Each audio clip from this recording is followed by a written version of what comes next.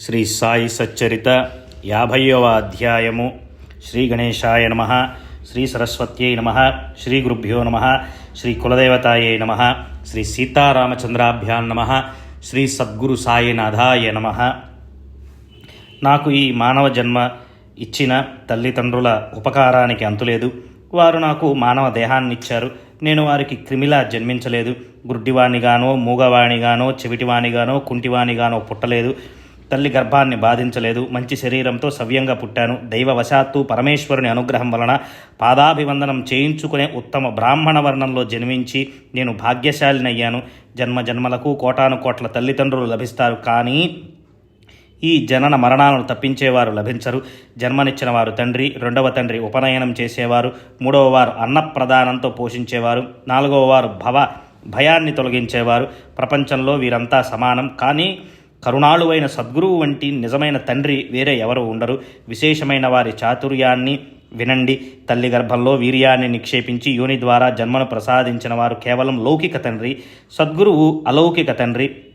వారు వీర్యాన్ని ఒక్క క్షణమైనా వెచ్చించకుండా, నీచమైన యోని లేకుండా పుత్రునికి జన్మ ఇచ్చి పూర్తి అనుగ్రహాన్ని కలుగచేస్తారు.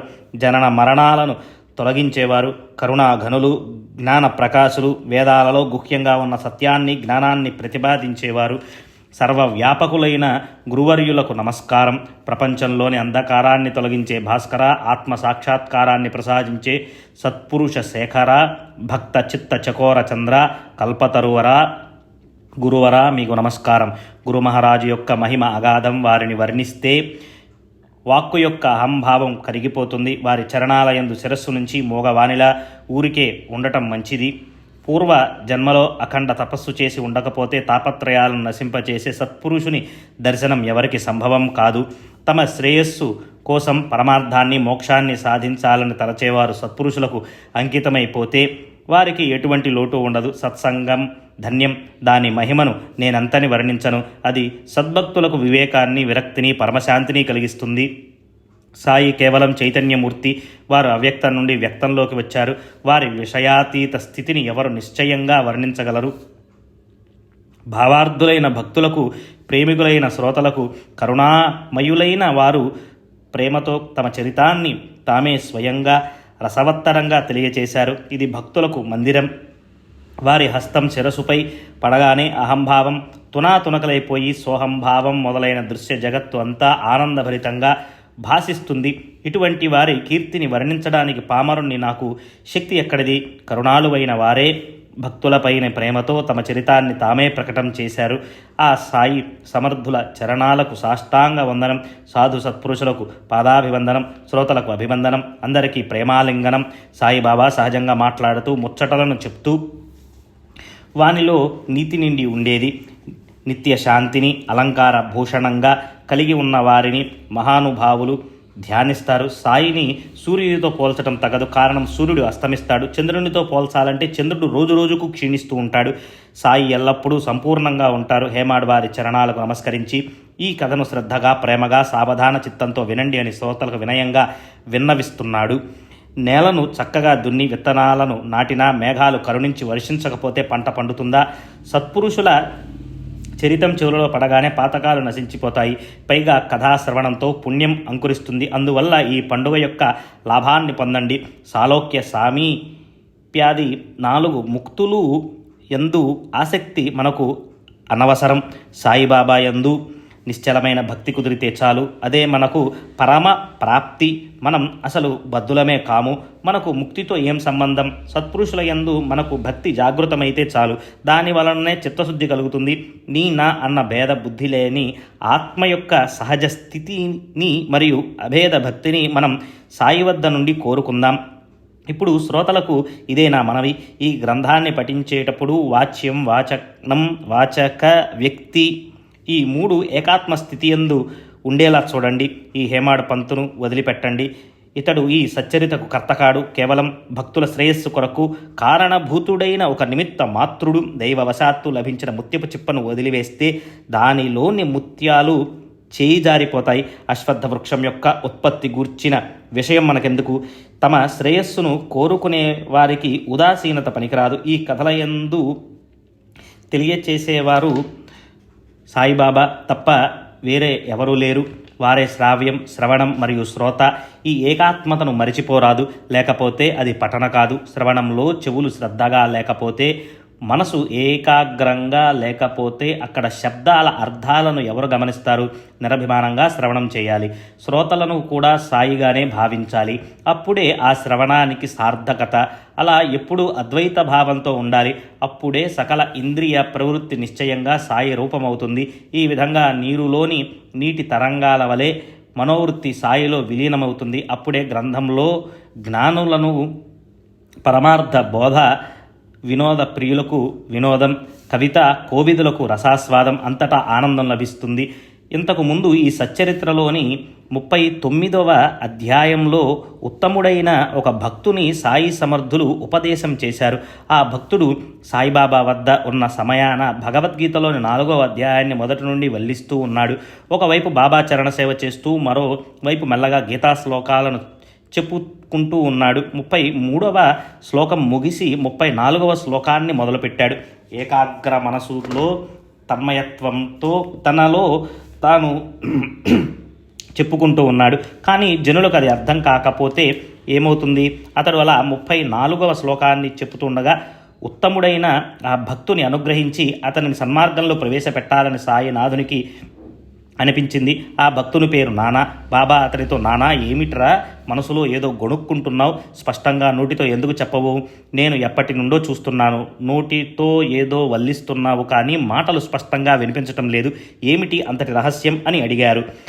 గీతను చదువుతున్నాను, ఇతరులకు ఇబ్బంది కాకూడదని మెల్లగా చెప్పుకుంటున్నానని నానా స్పష్టంగా చెప్పాడు. సరే, అది ఇతరుల విషయం, నా కోసం స్పష్టంగా చెప్పు. అసలు నీకైనా అది అర్థమైందా అని శ్రీవారు అన్నారు. అప్పుడు నానా ప్రణామం చేసి తత్విద్ది ప్రణిపాతేన అన్న శ్లోకాన్ని గట్టిగా వినిపించాడు. దానిని విని బాబా సంతుష్టులయ్యారు. తర్వాత ఆ శ్లోకానికి అర్థం చెప్పమని అడగగా పూర్వం ఆచార్యులు వ్యాఖ్యానించిన అర్థాన్ని నానా చక్కగా చెప్పాడు. బాబా తల ఊపారు. మరల నానాను ఉపదేక్ష్యంతి తే జ్ఞానం అన్న తృతీయ చరణాన్ని బాగా మననం చేసి చూడు. అందులోని తే అక్షరం తరువాత ఆ కారం అర్థాన్ని తెలిపే అవగ్రహ గుర్తును ఉంచడం వలన అజ్ఞాన పదంతో విరుద్ధం అర్థం వస్తుందా చూడు. శంకరానందులు, జ్ఞానేశ్వరులు, ఆనందగిరి మరియు శ్రీధరస్వామి, మధుసూదనాది భాష్యకారులు జ్ఞానపరంగా చెప్పిన అర్థం అందరూ గౌరవించినది నాకు కూడా తెలుసు. కానీ అవగ్రహాన్ని ఉంచటం వలన వచ్చే విశేషార్థాన్ని తెలిసి కూడా వ్యర్థంగా కోల్పోవటం ఎందుకు అని చెప్పి సాయి కరుణామయులు చాతక పక్షుల వంటి భక్తుల కోసం కురిపించిన బోధామృతాన్ని ఇదివరకే వర్ణించడమైంది. కానీ సాయి లీల మాసిక పాఠకులకు ఈ అర్థం సహజ సిద్ధంగా లేదు, సమంజసంగా కూడా లేదు. కొందరికి సందేహం కలిగింది. ఇది ఆశ్చర్యకారకమైంది. వారికి సమాధానం కలగటానికి, అజ్ఞానమనే పదాన్ని ప్రతిపాదించటాన్ని సమర్థించటానికి మరొక మారు చిన్న ప్రయత్నం చేస్తాను. బాబాకు సంస్కృత భాష జ్ఞానం ఎక్కడిది అని ఎవరికైనా అనుమానం కలగవచ్చు. కానీ సత్పురుషులు ఎరుగని ఏదీ లేదు. అయితే సందేహానికి కారణం వేరే ఏదో అయి ఉంటుంది. ఏకేన జ్ఞానేన సర్వం హి విజ్ఞాతం భవతి. ఇది ప్రమాణం. ఒక్క ఆత్మను తెలుసుకుంటే సర్వాన్ని తెలుసుకోవచ్చు. ఈ శృతి వచనాన్ని ఎవరు అంగీకరించరు? సాయిబాబా ఆ అపరోక్ష జ్ఞానం కలవారు. విశ్వాన్నంతా కరతలామలకంలా చూడగలవారు. ఎవరి ప్రకాశంలో సూర్యుడు ప్రకాశింపబడుతున్నాడో అటువంటి సత్పురుషులకు తెలియనిది ఏముంది? అటువంటి ఒక్క జ్ఞానం ఉన్న వారికి అజ్ఞానం ఎక్కడిది? వారికి అన్ని విద్యలు అవగతం. ఇక సంస్కృత భాష ఏమంత గొప్ప విద్య అని శ్రీ సాయిలీలా మాసిక పాఠకులు కొందరు నానాసాహెబ్ వాదం విశ్వసించ తగినది కాదు, అనవసరమైనది, అజ్ఞానాన్ని తెలిపే అవగ్రహ గుర్తు అతని స్వంత కల్పితంతో లేవదీసినది అని అంటారు.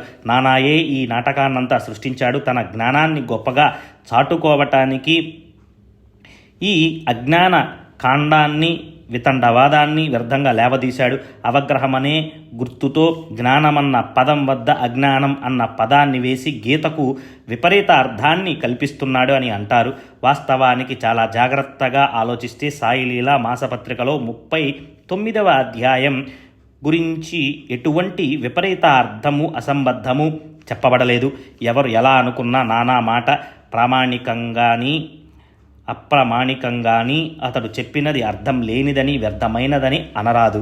నానాపైన ఏ ద్వేషం లేకుండా, ఏ వికారాలు లేకుండా పాఠకులు తమ దృష్టి దోషాన్ని తొలగించుకుంటే అంతా ఏ దోషం లేకుండా సవ్యంగా కనిపిస్తుంది. ఉత్తమోత్తమైన శ్రీ సాయి లీలా పత్రికలో 39వ అధ్యాయాన్ని చదవకుండా ఈ 50వ అధ్యాయాన్ని అర్థం చేసుకోవటం సుగమం కాదు. శ్రీకృష్ణుని నోటి నుండి వెలువడిన భగవద్గీతలో జ్ఞాన యజ్ఞమనే చతుర్థాధ్యాయంలోని 34వ శ్లోకంలో అజ్ఞానమను విషయంపై ఈ ప్రవచనం జరిగింది. తత్విద్ధి ప్రణిపాతేన పరిప్రశ్నేన సేవయా ఉపదేక్షంతి తే జ్ఞానం జ్ఞానినః తత్వదర్శినః. ఇది గీతలోని మూల శ్లోకం. ఇందులోని 3వ చరణాన్ని గమనించండి. జ్ఞానమన్న పదానికి ముందు ఒక అవగ్రహాన్ని వేస్తే అజ్ఞాన పదాన్ని సూచిస్తుంది. అవగ్రహ పదాన్ని ఊహించకపోతే అది నిస్సందేహంగా జ్ఞానమన్న పదమే. దానికి విరుద్ధంగా ఎవరు అడ్డు చెప్పరు.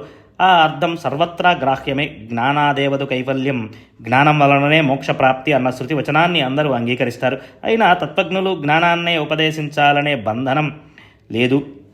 నేను ఆత్మను, కేవలం సాక్షిని, శుద్ధ బుద్ధ ముక్తుణ్ణి, సర్వము తెలుసుకునేవాణ్ణి, సర్వ ప్రాణులలోనూ ఉజ్వలమైన శుద్ధ చైతన్యాన్ని నేనే, ఎప్పుడూ చెరగని అద్వైత ఆనందంతో సంపూర్ణంగా ఉన్నాను. కానీ నేను అజ్ఞానం కాను, అజ్ఞానంతో చేసే పనిని కూడా కాను. అయమాత్మ బ్రహ్మ, నేను ఆత్మను. ప్రజ్ఞాన ఆనందం, జ్ఞానమే ఆనందం అన్న ఆ నిధిని నేనే. అహం బ్రహ్మాస్మి అన్న ఈ మహావాక్యాన్ని నిత్యం స్మరణయందు ఉంచడం, ఇదే శుద్ధ విద్య. నేను పాపిని, అభాగ్యుణ్ణి, దురదృష్టవంతుణ్ణి అనుకోవటం అవిద్య, అంటే అజ్ఞానం. విద్య అవిద్య ఈ రెండు మాయ యొక్క పురాతన శక్తులు. మొదటిది అజ్ఞానం వలన బంధనం ఏర్పడితే, రెండవదైన జ్ఞానం వలన బంధం విముక్తి. ఇవి జీవునికి అనాది నుండి ఉన్నవి. నామరూపాలతో ఉన్న ఈ దృశ్య జగత్తు అంతా మాయా సంభ్రమం. ఈ మాయను నిర్వచించటం పరమ కష్టం. దీనిని దాటటం మరీ కఠినం. ఏ చోటు నుండి కల్పనలు స్ఫురిస్తాయో అదే మాయ యొక్క నివాస స్థానం. బంధనం మరియు ముక్తి, ఈ రెండు స్థితులు కల్పనలో ఉండే ఉత్పన్నమవుతున్నాయి.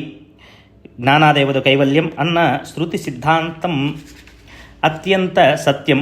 కానీ పాపకర్మలు నశించిపోనంత వరకు జ్ఞానోదయం కాదు. శుద్ధ జ్ఞానం ఉన్నవారికి సంకల్ప వికల్పాలు ఉండవు. వారికి మాయా బంధనం ఉండదు. వారి వద్ద వికారాలకు స్థానము ఉండదు. సుఖమహర్షి వంటి పరమ జ్ఞానికి కూడా సంశయాల వల్ల నష్టం కలిగింది. ఈ అనుమానాల కారణంగానే అజ్ఞానం ప్రకటమవుతుంది. దీనిని గురువు తప్ప ఎవరూ తొలగించలేరు. జ్ఞానులకు సందేహాలు కలిగితే వారిని కూడా అభిమానం ఆవరిస్తుంది. పాలతో నిండి ఉన్న పాత్రలో పులుపు చుక్క పడితే పాలన్నీ విరిగి పాడైపోతాయి.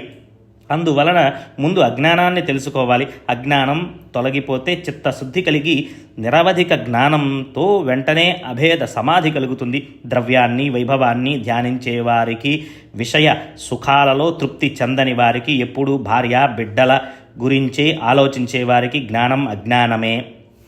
ఈ విధంగా ధనమందు, భార్యాబిడ్డల యందు మోహం కలవారు జ్ఞానులైనా తమ మంచిని తెలుసుకోలేరు. కనుక భక్తి కలగనంత వరకు వారి జ్ఞానం అజ్ఞానావృతమై ఉంటుంది. జీవ సముదాయమంతా అజ్ఞానంతో ఉంది. ఈ అజ్ఞానం నుండి ముక్తి పొంది జ్ఞానులై జ్ఞానాతీత స్థితిని పొందటం, అదే నిశ్చయంగా బ్రహ్మ రూపాన్ని పొందటం. అజ్ఞానం తొలగిపోతే జ్ఞానం ప్రకటమవుతుంది. క్షమాశీలురే జ్ఞానులు. శరీరాభిమానం తొలగిపోనంత వరకు మాయాధీనంలో ఉన్నట్లే. రామకృష్ణాది అవతార పురుషులకు, సనత్ సనకాది శ్రేష్ఠులకు మాయా వారి ఆజ్ఞానానుసారం ప్రవర్తించే దాసి. కానీ ఇది ఇతరులను భ్రమింపచేస్తుంది. ఆత్మ సర్వ ప్రాణుల హృదయాలలో ఉన్న ఎవరూ తమ ఆత్మ స్వరూప స్థితిని తెలుసుకోలేరు. మాయ యొక్క శక్తి అతర్క్యం. దీని ఆవరణ శక్తి అగాధం. నేనే కర్తను, నేనే భోక్తను అన్న అహంభావాన్ని విడవకుండా, హృదయంలోని పరమాత్మను శరణు వేడకుండా ముక్తి లభించదు. నిత్యానిత్య వస్తు వివేకంతో శ్రవణ మనన నిధి ధ్యాసను చేయాలి. శమధమాది షట్ సంపత్తిని సంపాదించుకోవాలి. అప్పుడే అజ్ఞానం నశిస్తుంది. జగత్తు నాకంటే వేరు, నేను పరిమితుణ్ణి, పరిచ్ఛిన్నుణ్ణి, నేను ఈ శరీరాన్ని మాత్రమే అన్న భావన శుద్ధ అజ్ఞానం. జ్ఞానాన్ని ప్రతిపాదించే వేద శాస్త్రాలలో పరమ దయాళుమయులైన భాష్యకారులు అనుబంధ చతుష్టయాన్ని విస్తారపూర్వకంగా వర్ణించారు.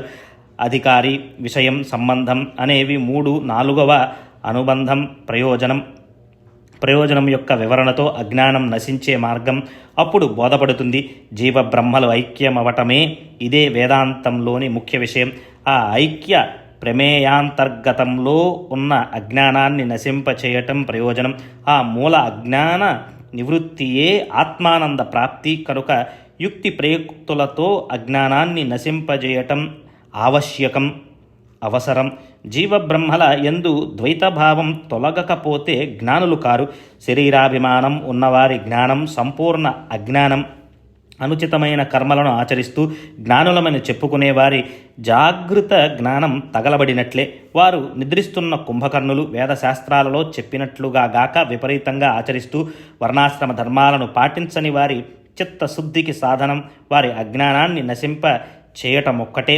సత్వరజస్తమాది 3 రకాల గుణాలు, శబ్ద స్పర్శ రూప రసాది విషయాలు, అనేక రకాల వికారాలు, జిహ్వ మరియు ఉపస్థ ఆది ఇంద్రియాలు, వీని ద్వారా బ్రహ్మాది దేవతలందరూ కూడా మోసగింపబడ్డారు. జగత్తులో ప్రాణులన్నీ అనాది నుండి అజ్ఞానంతోనూ మాయతోనూ కప్పబడి ఉన్నాయి. రాగద్వేషాది వికారాలతో మోహింపబడి ఇవన్నీ అజ్ఞానంతో ఆవృతమై ఉన్నాయి. జీవుడు అజ్ఞానం వలన బద్ధుడైనవాడు. అతని శుద్ధ ఆత్మస్వరూపం ప్రకటమవటానికి అజ్ఞానం, కోరికలు మరియు గర్భబంధనాలు అన్నీ విడిపోవాలి. ఆవు పొదుగు పాలతో బాగా నిండుగా ఉంటుంది. అక్కడే పొదుగు గట్టిగా పట్టుకొని జోరీగా ఉంటుంది. కానీ దానికి రక్తం ప్రీతి, దానికి పాల అవసరం ఏముంటుంది? అట్లే కప్పకు మరియు తుమ్మెదకు అందమైన తామర పువ్వు నివాస స్థానం.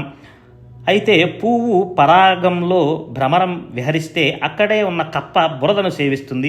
జ్ఞాననిధి ఎదురుగా కనిపించిన మూర్ఖుడు అజ్ఞానం వైపే ఆకర్షింపబడతాడు. మూఢునికి అజ్ఞానమే జ్ఞానమని అనిపిస్తుంది. జ్ఞానం గురించిన పాఠాలు వానికి ఏం ఉపయోగపడతాయి? అజ్ఞానం నిర్మూలనమైతే బ్రహ్మజ్ఞానం స్వయంగా ప్రకటమవుతుంది. అందుచేత ముందు అజ్ఞాన ప్రతిపాదన ఆవశ్యకం అని తెలుసుకోవాలి. బ్రహ్మజ్ఞాన సమానం పవిత్రమైనది. త్రిజగాలలో వేరే ఏదీ లేదు. దాని గురించిన బోధ అత్యంత మహత్వం గలది. అది లేని జీవనం వ్యర్థం. బుద్ధి మొదలైన ఇంద్రియాల చేష్టలకు బ్రహ్మ ఒక విషయమైతే ఒక్క ఇంద్రియమైన బ్రహ్మను చూపించి ఉండేది. బుద్ధి గ్రాహ్యం, అతీంద్రియం. బ్రహ్మతత్వాన్ని బుద్ధి ద్వారా గ్రహించవచ్చు, కానీ అది ఇంద్రియాలకు అతీతమైనది అని స్మృతి గర్జించిన ఇది స్మృతి సమ్మతం కాదు. బుద్ధి మొదలగు ఇంద్రియాల అస్తిత్వం లేనప్పుడు విషయాన్ని గ్రహించే ఉపకరణాలు ఉండవు. అప్పుడు బ్రహ్మ యొక్క అస్తిత్వాన్ని అంగీకరించటానికి అవకాశం ఉండదు. ఇంద్రియాలకు గోచరించేవి మాత్రమే ఉన్నాయి, కానీ ఇతర వస్తువు లేదు అని అంతటా ప్రసిద్ధి. అతడు బ్రహ్మ అస్తిత్వం ఎక్కడా లేనట్టే అర్థం. అప్పుడు అంటే బ్రహ్మ ఎప్పుడూ ఉండడు అని దీని అర్థం. ఈ అర్థం వల్ల అనర్థం అవుతుంది. సూక్ష్మమైన తారతమ్య దృష్టితో గ్రహించిన పారంపారిక అర్థం బట్టి బుద్ధి ఎల్లప్పుడూ ఉండే సద్వస్తువు. బుద్ధి కూడా లయమైపోయినప్పుడు అక్కడే అది సద్వస్తువుగా అనుభవ రూపంలో ఉంటుంది. నిస్సందేహంగా ఆత్మవిశ్వానికి మూలం. అందువల్ల ఏవి నశించి లయమైపోయినా ఆత్మ యొక్క అస్తిత్వం ఎప్పుడూ ఉంటుంది. రాయితో కుండను పగలగొట్టితే దాని ఆకారం పోయి కుండ పెంకులు మిగిలి కుండ అస్తిత్వాన్ని తెలుపుతాయి. కుండకు ఆకారం తెచ్చిన కార్యం ధ్వంసమైన కుండ యొక్క అస్తిత్వం నశించిపోదు. కుండ పెంకులు కుండ అస్తిత్వానికి సాక్ష్యం. కార్యం యొక్క అస్తిత్వపు అంశ దానిలోనే మిగిలి ఉంటుంది. ఏ కార్యం యొక్క సమాప్తి అయినా దాని పర్యవసానం ఎప్పుడూ శూన్యం కాదు. ఏ వస్తువు లయమైనా దాని అస్తిత్వం సూక్ష్మ రూపంలో ఉంటుంది. దీనికి ప్రమాణం సద్బుద్ధి. సర్వతీర్థాలు వ్రతాలు పావనమైనవే అయినా పావనం కంటే పావనం బ్రహ్మజ్ఞానం. ఆ బ్రహ్మజ్ఞానం లేకుండా పూజలు భజనలు నిరర్ధకాలు. అజ్ఞానం వలన చిత్తం మలినమవుతుంది. ఆ చిత్తం యొక్క మలక్షాళనం పరమేశ్వరుని భక్తితో తప్ప జరగదు. భక్తి లేకుండా జ్ఞానం ఉత్పన్నం కాదు. అందువలన ముందుగా అజ్ఞానాన్ని తెలుసుకోవాలి. దాని స్వభావాన్ని, దాని గురించిన వర్ణనను స్పష్టంగా తెలుసుకుంటే దాని బంధనం నిరసనమవుతుంది. దీనికి భక్తియే సాధనం. ఎదురు కాళ్లతో పుట్టిన వారి కళ్ళలో అంజనం వేస్తే భూమిలో నిక్షిప్తమై ఉన్న ధనం కనిపిస్తుంది. అట్లే భక్తిని అవలంబిస్తే అజ్ఞానం తొలగిపోయి జ్ఞానోదయం అవుతుంది. జ్ఞానం అంటేనే ఆత్మస్వరూప ప్రాప్తి, అజ్ఞాన నివృత్తి. దానికి మూలం పరమేశ్వరుని భక్తి లేకుండా మాయాశక్తిని ఎదుర్కోవటం అశక్యం. జ్ఞానం అజ్ఞానం రెండూ కలిసే ఉంటాయి. వారి నుండి అజ్ఞానాన్ని జాగ్రత్తగా వేరుపరచాలి. ఎసరులో పోసి వండటానికి రాళ్లను ఏరేసి బియ్యాన్ని తీసుకునే విధంగా అంతటా అన్ని ప్రాణులలోనూ భగవంతుడే ఉన్నాడన్న భావంతో జ్ఞానయజ్ఞాలు వగైరా ఉపాసనలను చేసి సర్వవ్యాపి అయిన శ్రీకృష్ణుని చూసేవారు జ్ఞానం కొరకు అజ్ఞానాన్ని దహించి వేస్తారు. ఇప్పుడు జ్ఞానయజ్ఞ స్వరూపాన్ని గమనించండి. పంచమహాభూతాలు, యజ్ఞ మండపం, అహం బ్రహ్మాస్మి, ఇందులోని స్తంభం, జీవేశ్వర భేదం, ఇక్కడి పశువు, పంచేంద్రియాలు, పంచప్రాణాలు ఇవే యజ్ఞ సామాగ్రి. మనస్సు, బుద్ధి అనే గుండంలో జ్ఞానాగ్ని రగుల్కొల్పబడుతుంది. యజ్ఞ కర్త యజమాని అయిన జీవుడు అజ్ఞానమనే నేతిని ఆహుతి చేస్తాడు.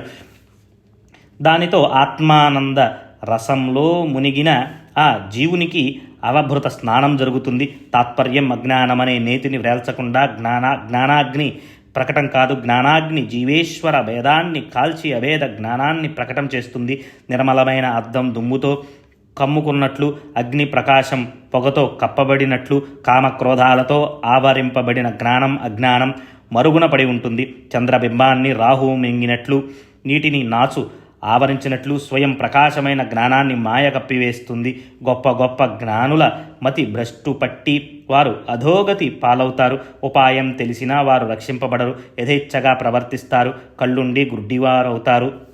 ప్రజల సాంగత్యాన్ని వదులుకుని నిస్సంగులవుతారు. వారు కూడా బలవంతంగా దుష్ట సాంగత్యం వలన మోసపోతారు. యథేచ్ఛగా ఆచరిస్తారు.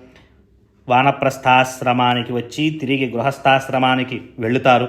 చేయరాని పొరపాట్లు చేస్తారు. మానవులు మునుపు అసహించుకున్న వస్తువును మరల ప్రీతిగా స్వీకరిస్తారు. ప్రయత్నంతో పాపాలను తొలగించుకున్నవారు కూడా దురదృష్టం కొద్దీ మరల పాపాలలో పడిపోతారు. ఇటువంటి స్థితిని ఏమనాలి? ఇటువంటి జ్ఞానుల జాతిని ఏమని పేర్కొనాలి? గొప్ప జ్ఞాని అయి ఉండి పాపపు నీడనైనా కోరనివాడు, మంచి చెడు పనుల యొక్క విచక్షణ జ్ఞానం లేక దీపానికి ఎరైపోయే పురుగువలే వ్యామోహంలో పడతాడు. పాపం చేయటం అజ్ఞానమని పూర్తిగా తెలిసి కూడా వాసనల కారణంగా, కోరికల ఒత్తిడి వల్ల దానిని లక్ష్య పెట్టడు. జరుగుతున్న ఈ పనులన్నీ కేవలం కోరికల చేష్టల వలనే. కోరిక సర్వ అనర్థాలకు హేతువు. అదే క్రోధంగా పరిణమిస్తుంది. కోరికకు అవరోధం కలిగితే అదే కోరిక క్రోధమవుతుంది. ఈ కామ ప్రవృత్తి అడుగడుగున మోక్షానికి అడ్డుపడుతుంది. ఈ వృత్తియే జ్ఞానానికి ప్రతిబంధకం. కామక్రోధాల బాధలు జీవులకు అంటిపట్టుకుని ఉంటాయి. ఇవి బ్రహ్మస్వరూపానికి సమీపంలో జ్ఞాన పంక్తిలో ఉంటాయి.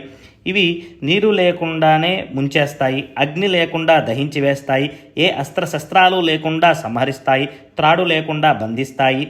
వీని ముందు జ్ఞానులు కూడా నిలవలేరు. జ్ఞానులను చిత్తుగా పరాజితులను చేస్తాయి. వీనికి మహాప్రళయాన్ని సృష్టించే సామర్థ్యం ఉంది. తెలియకుండానే ప్రాణులను మింగేస్తాయి. చందన వృక్షం యొక్క మూలానికి కాల సర్పం చుట్టుకొని ఉండేలా కామక్రోధాలు జ్ఞాన గర్భాన్ని చుట్టుకొని ఉంటాయి. ఇంద్రియాలు, మనసు, బుద్ధి ఇవి కోరికలకు ఆయతనాలు. ఈ కోరికల కారణంగా జీవుల జ్ఞానం మూతబడటం వలన ఇవి జీవులను మోహంలో పడివేస్తాయి. చందనం చెక్క మీకు కావాలంటే సర్పాన్ని చంపేయాలి. అట్లే జ్ఞాన నిధిని సంపాదించుకోవాలంటే కామ క్రోధాల ఆవరణను తొలగించాలి. సర్పాన్ని సంహరించకుండా ఎవరికైనా చందనం చెక్క లభిస్తుందా? కృష్ణ సర్పాన్ని చంపకుండా పూడ్చిపెట్టిన ధన నిధి పాత్ర లభిస్తుందా? అట్లే పరతత్వమైన ఆత్మజ్ఞాన ప్రాప్తికి మాయ యొక్క ముసుగును తొలగించాలి.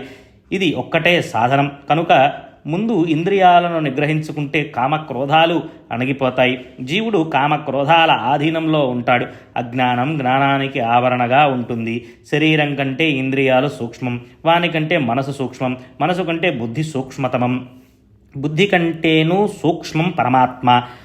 ప్రపంచ ధర్మాలన్నిటికీ అతీతంగా ఉన్న పరాత్పరుడు, పరమసత్యం, అత్యంత హితకారి అయిన పరమాత్మయే అమృతమయమైన సత్స్వరూపం. శుద్ధ బుద్ధ నిత్య ముక్త అభేద స్థితిలో ఉండే తత్వం. అదే పరమానందంలో ఉత్పన్నమైన చైతన్యం.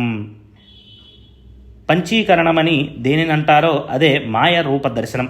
దానిని తెలుసుకోవటానికి అధ్యారోప అపవాదాలు ఇవి ఒక్కటే సాధనం. అపంచీకృత పంచమహాభూతాలను పంచ తన్మాత్రలని అంటారు. పంచ ప్రాణాలు, ఇంద్రియాలు, మనస్సు, బుద్ధి, వీనితో ఆత్మ యొక్క సూక్ష్మ శరీరాన్ని తయారు చేయటం వీని పని. పంచీకృత పంచభూతాల నుండి విరాట్ పురుషుడు ఉదయిస్తాడు. ఆత్మ యొక్క స్థూల శరీరాన్ని విరాట్ అని జ్ఞానులని అంటారు. స్థూల సూక్ష్మ శరీరాలకు కారణం కేవలం ఆత్మస్వరూప జ్ఞానం లేక పోవటం. అదే భాషించే అవ్యక్త శరీరం అంటే ఆత్మ యొక్క కారణ శరీరం. చైతన్యం యొక్క ప్రతిబింబమైన ఈ ప్రసిద్ధ కారణ శరీరానికి కేవలం అజ్ఞానమే కారణం. ఈ శరీరానికి దీనికి అవ్యక్తమని అవ్యాకృతమని పేర్లు. ఆత్మజ్ఞానం లేకపోవటమే దీనికి కారణం. ఇది అవయవాలతోనూ ఉండదు, అవయవాలు లేకనూ ఉండదు, రెండు విధాలా ఉండదు.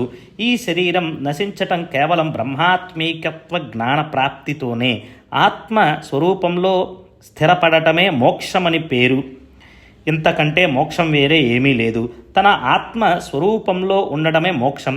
కేవలం బ్రహ్మాత్మీకత్వ జ్ఞానం కలిగితే చాలు, అజ్ఞానం తొలగిపోతుంది. అందువలన అజ్ఞానాన్ని తెలుసుకోవటానికి అజ్ఞాన నిరూపణ ఆవశ్యకం. అజ్ఞానం వలన అది అనేక భాగాలుగా విభజింపబడింది. అలా బ్రహ్మకు బహుత్వం వచ్చింది. దానికి సత్ అని పేరు పెట్టారు. ఇలా అది మాటలకు అందే విషయమైంది. ఆదిలో ఇంద్రియాలకు అతీతమే అయినను వాక్కు ద్వారా బుద్ధితో గ్రహించేదిగా అయింది. అప్పుడే అది మనసులో ప్రవేశించి ఓంకారమనే ఆకారాన్ని పొందినది. ఈ ఓంకార బ్రహ్మను ధ్యానం చేస్తూ, దీంతో పాటు పరమేశ్వరుని స్మరణ చేస్తూ శరీరాన్ని వదిలిపెట్టే వారి జన్మ సార్థకమవుతుంది. ఈ శబ్ద బ్రహ్మ నుండి అవ్యక్తం యొక్క ప్రాదుర్భావం, అవ్యక్తం నుండి మహత్తత్వం, మహత్తత్వం నుండి అహంభావం ఉత్పన్నమైంది. అహం నుండి పంచ తన్మాత్రలు, వాని నుండి పంచమహాభూతాలు, పంచమహాభూతాల నుండి జగత్తు జన్మించింది. ఇదే అవిద్య మాయ రూప దర్శనం. ఇవే ఈ జగత్తు యొక్క రూపం లక్షణాలు. ఈ అజ్ఞానాన్ని తొలగించటానికి అజ్ఞాన వివేచన వివరణ ఆవశ్యకం. అత్యంత పరిశుద్ధము, నిర్మలము, కేవలం చిన్మాత్ర స్వరూపము అయిన దానిని, దానికంటే వేరే అయిన శబలను రెండిటినీ కలపటం సాధ్యం కాదు. లక్ష్య బ్రహ్మ స్వతంత్రమైనదని తెలుసుకోవాలి. మాటలతో వర్ణించే బ్రహ్మ కంటేను అత్యంత విశిష్టమైనది. అందువలన అజ్ఞాన పొరలను ఉపదేశ బలంతో తొలగించాలి. నిద్రలో కలవస్తే కళ్ళు లేకుండానే మనసు త్రిభువనాలన్నిటినీ చూస్తుంది. దీనికంతటికీ కారణం అజ్ఞానమే. వాస్తవానికి ఒక వస్తువును చూడబోతే అది మరో వస్తువులా కనిపిస్తుంది. త్రాడు సర్పల్లా భాషిస్తుంది. ముత్యపు చిప్పలో వెండి కనిపిస్తుంది. కేవలం అవి సూర్యుని కిరణాలే అయినా వారిని ప్రజలు ఎండమావులని అంటారు. ఇదంతా మాయ యొక్క లీల మాత్రమే. ఈ మాయ ముందు జ్ఞానులు కూడా ఓడిపోతారు. మండుతున్న కర్రను చేతబట్టుకుని ఎవరైనా గిరగిరా త్రిప్పితే అది అగ్ని కంకణంలా కనిపిస్తుంది. ఇదే మాయ యొక్క విశిష్టత. చూడటానికి అది అగ్ని నిజమే, కానీ అక్కడ గుండ్రంగా అగ్నిచక్రం ఏర్పడటానికి ఆస్కారం లేదు. అట్లే ఈ మాయామోహాలు లేని ప్రపంచాన్ని సృష్టిస్తాయి. ఈ విధంగా నిశ్చయ బుద్ధి కలిగి భ్రమ తొలగిపోతే ప్రపంచం కూడా చప్పబడుతుంది. నేను ఈ శరీరాన్ని, ఇది నా ఇల్లు, నా భార్య అన్నవన్నీ వ్యర్థ శ్రమ అని తెలుస్తుంది. భార్య, బిడ్డలు, పశువులు మొదలగు వానిపై మోహ పాశం బాగా పెనవేసుకోవటం వలన జ్ఞానులమని, పండితులమని చెప్పుకునేవారు కించిత్తైన ఆనందాన్ని పొందరు. మేము శాస్త్రాలలో ప్రవీణులం, ప్రజ్ఞానవంతులం, మాకు సమానం వేరే ఎవరు లేరు అన్న అభిమానం అశాంతికి కారకం. ఇదే మాయ, అజ్ఞానం, అవిద్య లేదా ప్రధాన ప్రకృతి అని అంటారు. జ్ఞానులు దేనిని ముందు తొలగిస్తారు, అప్పుడు జ్ఞానప్రాప్తి. జ్ఞానం స్వయం ప్రకాశకం, దీనిని ఉపదేశించన అవసరం లేదు. అజ్ఞానం తొలగిపోతే జ్ఞానం తనంత తానే ప్రకటమవుతుంది. తేజో పుంజమైన రత్నం అనేక సంవత్సరాలు మట్టిలో పూడుకుపోయి ఉంటే దానిని మరచిపోతారు. కర్మధర్మ సంయోగం వలన అది ఎంతో కాలానికి లభించగా రాళ్లల్లో మట్టిలో పడి ఉండటం వలన దాని తేజస్సు అంతా పోతుంది. తరువాత బాగా శుభ్రం చేస్తే దాని పైని మట్టిపోయి పూర్వపు తేజస్సు పొందుతుంది. జ్ఞానం విషయంలో కూడా అంతే. మట్టి మురికి అనే అజ్ఞానంతో జ్ఞానం కప్పబడి ఉంది. మట్టిని తొలగిస్తే రత్నం తన సహజమైన ప్రకాశాన్ని పొందుతుంది. నిత్యానిత్య వస్తు వివేకం పాపకర్మలను నశింపచేసి అదే సత్వశుద్ధిని ప్రదానం చేస్తుంది. అదే జ్ఞానాన్ని కూడా కలిగిస్తుంది. ఈ జగత్తు మాయాబజారు. ఇక్కడ నిజమైనవి నకిలీవి వస్తువులు అపారంగా ఉంటాయి. నకిలీ వస్తువులను నిజమైన వానివిగా తలచి తీసుకునే గ్రాహకులై ఇక్కడ కూడా చాలామంది. మరి నకిలీ వాణిని పసికట్టి వేరు చేయటమెలా? మంచి దిట్టమైన వారి బుద్ధి కూడా అలసిపోయింది. ఏ గుణాల కారణంగా ఎలా మోసగింపబడుతున్నామో తెలుసుకోవాలి. అందువలన వస్తువును పరికించగలవారు తోడుండాలి. వారు చూడగానే నకిలీ వస్తువు నిజమైన వస్తువు ఎందుకు కనిపిస్తుంది అన్న విషయాన్ని తెలియజేస్తారు. దాంతో చివరకు అజ్ఞానం తొలగిపోతుంది. అజ్ఞానం పోతే జ్ఞానం ఉంటుంది. జ్ఞానోదయంతో మాయ సహజంగా తొలగిపోతుంది. ఇక మిగిలినదే సద్వస్తువని తెలుసుకోవాలి. దీనికి ప్రత్యక్ష ప్రమాణం అవసరం లేదు. బుద్ధి చాలా తేజోవంతమైనదే అయినా కల్పనలు అనే అంధకారంతో కప్పబడి ఉంటుంది. ఈ అంధకారం ఉపదేశంతో పారిపోతుంది. అప్పుడు మిగిలి ఉన్నదంతా జ్ఞానమే. దారిలో ఒక మాల పడి ఉంది. వాస్తవానికి అది మాలే అయినా మసక చీకటిలో చూస్తే అది పాము వలె భాసిస్తోంది. దీనికి కారణం అజ్ఞానపు పొర. జేబులో నుండి టార్చ్ లైట్ తీసి వెలిగించి చూడగా అజ్ఞానం లోపించి నిజమైన స్వరూపం ప్రకటమై పాము అనే భాష దానంతట అదే మాయమైంది. అందువలన అజ్ఞానం వలన కలిగే అపాయాన్ని ఉపదేశమనే ఉపాయంతో తొలగించుకోవాలి. దాని కొరకు జ్ఞానులు తమ శరీరాన్ని అరగదీసి అసలు అజ్ఞానం అంటే ఏమిటో ఉపదేశిస్తారు. ప్రస్తుత ప్రపంచంలో ఉండి ఆయా సందర్భాలలో అనుభవించే మంచి చెడులు పూర్వపు అజ్ఞానంతో చేసిన కార్యాల ఫలితాలు అని ముందుగా తెలుసుకోవాలి. సత్యం జ్ఞానం అనంతం బ్రహ్మ. జ్ఞానమే సత్యం. బ్రహ్మ అనేది శాశ్వతం. అజ్ఞానం మాయ అంతా భ్రమ. ఈ భ్రమ తొలగినప్పుడే జ్ఞానం గురించిన సంభ్రమం తొలగిపోతుంది. శరీరాభిమానం పోకపోతే వారిని జ్ఞానులని ఎవరు అంటారు? అభిమానం ఉన్నవారు మూర్తిభవించిన అజ్ఞానమే. ఏది మాయతో కూడుకున్నది అనుభవం అనబడుతుందో మనసును మోహింపచేసే ఈ జగత్తు దేనిలో మగ్నమై ఉందో దానికి ఆధారం అజ్ఞానం. అజ్ఞానం నుంచి ఉద్భవించినది కనుక దీని వైభవమంతా అజ్ఞానం నుండి పుట్టినదే. ఏకత్వంలో అనేకత్వ భావం ఉండటానికి కారణం అజ్ఞానమే. మసక చీకటిలో దారిలో పడి ఉన్న త్రాడు పాములా భాషించగా చాలా భయం కలుగుతుంది. సర్పాభాస కేవలం అజ్ఞానం వలననే. ఆ అజ్ఞానం జ్ఞానాన్ని కప్పేసింది. ఈ అజ్ఞానం తొలగకపోతే మనసు నిర్భయం కాదు. ఒకరి కళ్ళకు పూలమాలలా మరొకరికి కర్రలా కనిపించిన అదంతా భ్రమే. మిథ్యాజ్ఞానం వలన కలిగే భ్రాంతి. వేదాలలోని వచనాలను అనుసరించి ఆస్తిక్య బుద్ధి కలిగి శ్రద్ధగా ప్రవర్తించేవారే బ్రహ్మజ్ఞానానికి అర్హులు. నాస్తికులు జన్మాజన్మలకు అధికారులు కాలేరు. ఈ విశ్వం విపరీత దృష్టితో చూచేవారి భ్రమ కారణంగా నామరూపాలతో కనిపిస్తుంది. వారికి జనన మరణాల క్రమం తప్పదు. అజ్ఞానులకు బ్రహ్మతత్వం అంతుపట్టనిది. కానీ అది అధికారులకు సుగమంగా బోధపడుతుంది. ఇక్కడ వేద పాండిత్యం లేదా ప్రవచనాలు పనికిరావు. గ్రంథావలోకనం, గ్రంథశ్రవణం లేదా గ్రంథాలను బాగా అధ్యయనం చేసిన మేధస్సు కానీ పనికిరావు. పదజాలంతో శబ్దజ్ఞానం కలుగుతుంది. వానితో ఆత్మజ్ఞానం ఎలా కలుగుతుంది? బుద్ధి ఎంతో వివేకం కలది అయినా ఆత్మ వస్తువు దాని అందుబాటులో ఎప్పుడూ ఉండదు. శృతులు ఆత్మజ్ఞానం కోసం గొప్పగా ప్రయత్నించాయి కానీ దాని ఆచూకీ లభించక వెనుతిరిగాయి. ఇటువంటిది ఆత్మవస్తువు యొక్క వైభవం. అది బుద్ధికి అంతుపట్టనది. షడ్దర్శనాలు అలసిపోయాయి. అవి వాదించటంలోనే ఉండిపోయాయి. ఆత్మవస్తువు మాత్రం ఎక్కడ ఉన్నది అక్కడే ఉంది. దానిని పదజాలం ఎప్పుడూ అర్థం చేసుకోలేదు. గొప్ప గొప్ప శాస్త్ర పండితులు ఆత్మ వస్తువు అనే భాస్కరుని ముందు మినుగురు పురుగులు. ఒకసారి ఆత్మవస్తువు ప్రాప్తించిందా సమస్త పదజాలమంతా మాయమైపోతుంది. ప్రపంచంలో చీకటి రాత్రిని గమనించండి. ఆ సమయంలో కార్యకలాపాలు దీపపు వెలుతురులో జరుగుతాయి. కానీ తెల్లవారి సూర్యోదయమవగానే జనులు దీపాలను లెక్క చేయరు. ఆత్మ వస్తువు వాక్కుకు సంబంధించిన విషయం కాదు. మరి అది ఉపదేశ్యమెలా కాగలదు?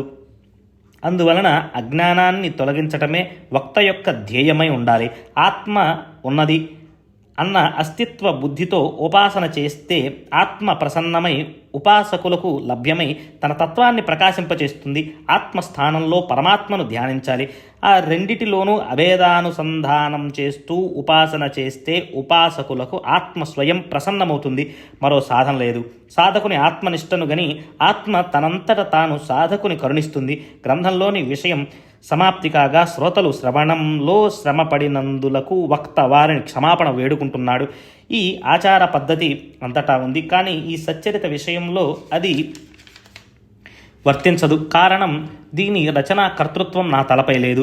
నా చేతికి కలం ఇచ్చి సాయియే తమ కథను స్వయంగా వ్రాయిస్తున్నారు కనుక నేను గ్రంథకర్తను కాను. ఇక్కడ నా కొరకు ఎవరూ శ్రమపడనవసరం లేదు. శ్రమపడకండి శ్రోతలారా, క్షమించండి అని అంటే కర్తృత్వం నాపై పడుతుంది. నాకు పొగడ్త అనే భూషణం అవసరం లేదు.